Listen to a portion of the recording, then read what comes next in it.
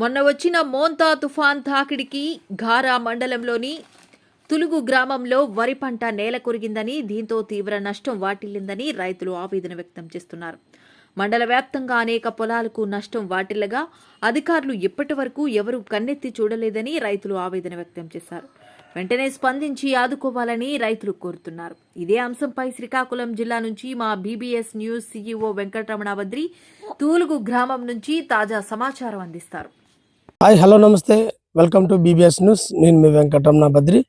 శ్రీకాకుళం జిల్లాలో అనుకుంటే ఉత్తరాంధ్ర మొత్తం 3 జిల్లాలో చూసుకుంటే వరి పంట ఎక్కువ సాగు చేసేది శ్రీకాకుళం జిల్లా.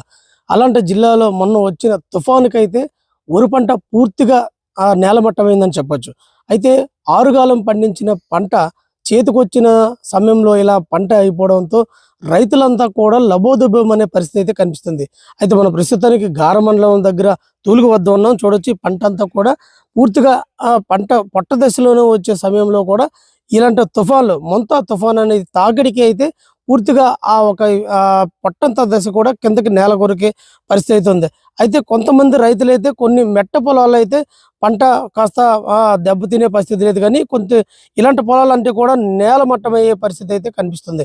ఇందుకు దాదాపుగా 5,000 హెక్టార్లలో వరి పంట శ్రీకాకుళం జిల్లాలో పండించిన పరిస్థితి కనిపిస్తుంది. అయితే ఈ ఏడాది చూసుకుంటే దాదాపుగా దానికి 3,000 హెక్టార్లకి సాగుకు వస్తుందంటూ కూడా అధికారులు చెప్తున్న పరిస్థితి.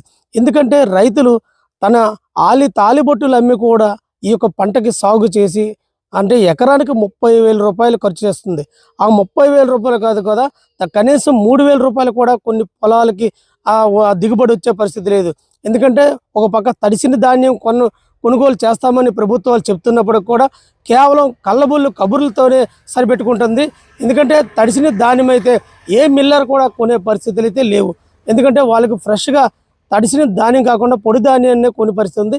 ఒక పక్క ప్రభుత్వం తడిసిన ధాన్యం కూడా కొంటాం, దానికి గిట్టుబాటు ధర ఇస్తామని చెప్తున్నప్పుడు కూడా కేవలం అది కాకమ్మ కబుర్లకు పరిమితమైందని చెప్పుకోవచ్చు.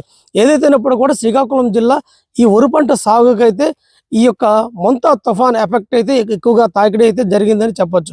ఏదైతేనప్పుడు రైతులైతే ప్రభుత్వం ఆదుకొని ఈ వరి పంట రైతులకి వాళ్ళకి ఉన్న దానికైతే గిట్టుబాటు ధర ఇవ్వాలి, లేకపోతే తడి ధాన్యం కూడా కొని వాళ్ళకి తడి ధాన్యం కూడా గిట్టుబాటు ధర ఇవ్వాలని రైతు సంఘాలు అయితే డిమాండ్ చేస్తున్న పరిస్థితి.